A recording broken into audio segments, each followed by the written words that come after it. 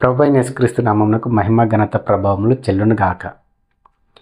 నిశ్చయంగా నీవు నీ చేతుల కష్టార్జితమును అనుభవించదవు. కీర్తనల గ్రంథము 128వ అధ్యాయము 2వ వచనం ద్వారా దేవుడు మనకు తెలియజేయుచున్నాడు. చాలామంది కష్టపడి పనిచేస్తుంటారు, వారి కష్టార్జితమును అనుభవిస్తుంటారు. కొంతమంది అక్రమంగా సంపాదిస్తుంటారు, అక్రమంగా జీవిస్తుంటారు. కొంతమంది మాత్రమే కష్టపడి పనిచేస్తూ జీవిస్తుంటారు. దేవుడు వారితో అంటున్నాడు, నిశ్చయంగా నీ చేతుల కష్టార్జితమును నీవు అనుభవించదవు అంటున్నాడు. కాబట్టి మనం ఎల్లప్పుడూ కష్టపడి పనిచేయాలి. ఆ కష్టమును దేవుడు చూసి మన చేతుల కష్టార్జితమును దేవుడు దీవిస్తాడు, ఆశీర్వదిస్తాడు. కాబట్టి కష్టపడ్డదే మన ఫలితము. ఆ ఫలితాన్ని మనము అనుభవిస్తాము. అక్రమంగా మనం ఎంత సంపాదించినా ఏదో ఒక రోజు రెక్కలు కట్టుకొని అది ఎగిరిపోతుంది. నిరంతరము అది మన దగ్గర ఉండదు. కష్టపడ్డ ఫలితం మాత్రమే మన దగ్గర ఉంటుంది. దాన్ని మాత్రమే మనము అనుభవిస్తాము. 1వ కొరింథీయులకు రాసిన పత్రిక 11వ అధ్యాయము 28వ వచనము. కాబట్టి ప్రతి మనుషుడు తన్ను తాను పరీక్షించుకొనవలెను.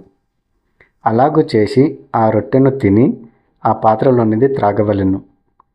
ప్రభు శరీరమని వివేచింపక తిని త్రాగువాడు తనకు శిక్షావిధి కలుగుటకే తిని త్రాగుచున్నాడు.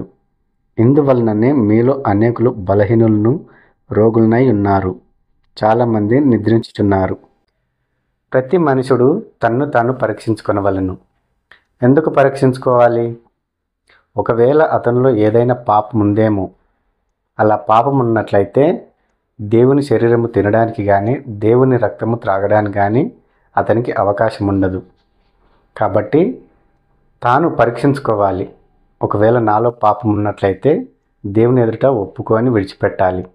పరిశుద్ధమైన జీవితము, పరిశుద్ధమైన మనసు, పరిశుద్ధమైన హృదయం కలిగి బలిలో పాల్పొందాలి. ఆయన శరీరము తినాలి, ఆయన రక్తము త్రాగాలి. అంతేకాని ప్రభు శరీరమని వివేచింపక తిను త్రాగువాడు తనకు శిక్షావిధి కలుగుటకే తిని త్రాగుచున్నాడని ప్రభు సెలవిస్తున్నాడు. కాబట్టి యేసయ్య శరీరం తినేటప్పుడు కానీ ఆయన రక్తం త్రాగేటప్పుడు కానీ బహు జాగ్రత్తగా మనము నడుచుకోవాలి. అంతేకాని పాపం జీవితంతో మనము బలలో పాల్పొందడానికి ఏమాత్రము వీలు లేదు. పరిశుద్ధమైన మనసు కలిగి పరిశుద్ధమైన హృదయం కలిగి బలలో పాల్పొందాలి. మనల్ని మనం పరీక్షించుకొని పాపములు ఒప్పుకొని విడిచిపెట్టి బలలో పాల్పొందాలి. ఆయన కనికరం మనం పొందుకోవాలి. అంతేగాని ప్రభు శరీరం అని వివేచింపక తిని త్రాగువాడు తనకు శిక్షావిధి తెచ్చుకుంటాడు. కాబట్టి చాలామంది ప్రభు శరీరం అని తెలియక, ఆయన రక్తం అని తెలియక తిని త్రాగుతారు.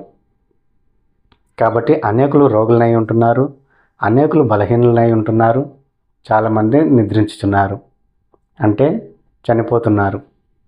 కాబట్టి దేవుని యందు భయభక్తులు కలిగి ఆయన ఎదుట ఏ పాపం చేయకుండా పరిశుద్ధమైన హృదయం కలిగి బలలో పాల్పొందాలి. యోగ్యమైన మంచి మనసుతో బలలో పాల్పొందాలి. కానీ అయోగ్యముగా బలలో పాల్పొందడానికి ఏమాత్రము వీలు లేదు.